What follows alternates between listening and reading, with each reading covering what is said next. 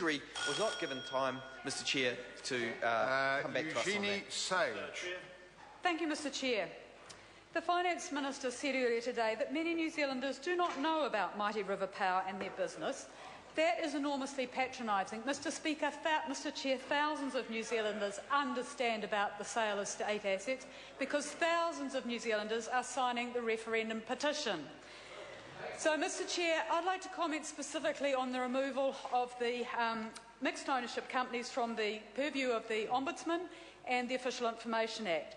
And that's because, Mr Speaker, the government doesn't trust its own mixed ownership model by removing the scrutiny of the Ombudsman.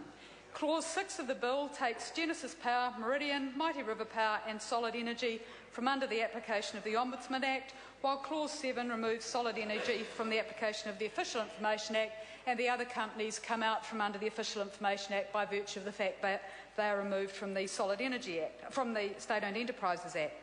Mr Chair, this is a major loss of accountability for these new entities, and that's particularly because the bill also removes the ability of the Ministers of Finance and SOEs to direct these companies to get information from them, and because it means that the social responsibility and good employer provisions of the SOE Act will no longer apply.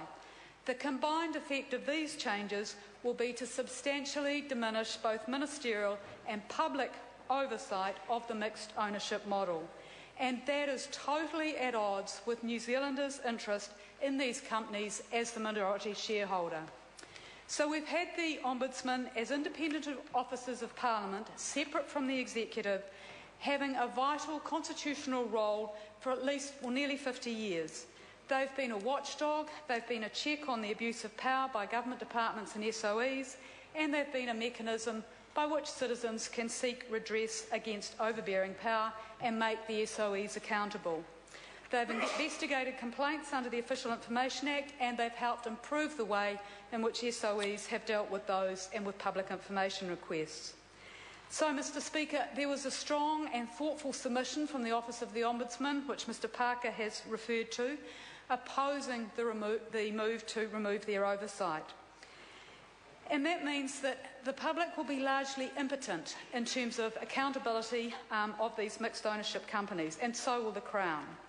And it's very ironic, Mr Speaker, that the role of the Ombudsman is being removed when in the private sector similar Ombudsman roles have been set up in both banking and insurance for the very reason that they are seen as cost-effective and affordable when compared to the cost of litigation in the court. And, Mr Speaker, we've got a previous major SOE, Timberland's West Coast, where the Official Information Act and the Ombudsman were both absolutely essential in providing oversight and scrutiny of those organisations, or that organisation. And it was because of the information which members of the public, conservation and environmental organisations were able to get using the official information that there was a major change in government policy and the cessation of beach logging on the West Coast.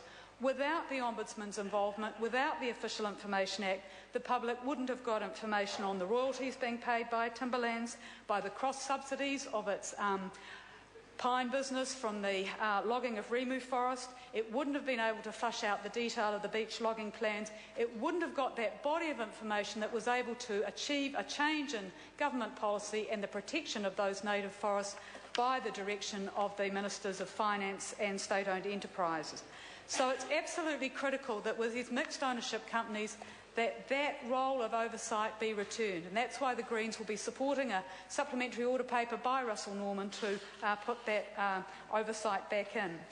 And it's also inappropriate that that oversight is removed because, Mr Chair, with local authorities and council-controlled organisations, they are subject to the Official Information Act and the scrutiny of the Ombudsman. They are commercial entities. So why is the government wanting to remove this check, this accountability mechanism? Is it because the government plans to sell off the remaining 49%, to increase that private stake to more than 51%? So if the government was so confident in this mixed ownership model, it would retain these key constitutional checks and balances, these key safeguards, instead of doing what it's doing and removing them from the oversight of these officers of Parliament. So, Mr Speaker, This bill is bad, but again, the lack of accountability in the mixed ownership model for these companies is bad. Thank you.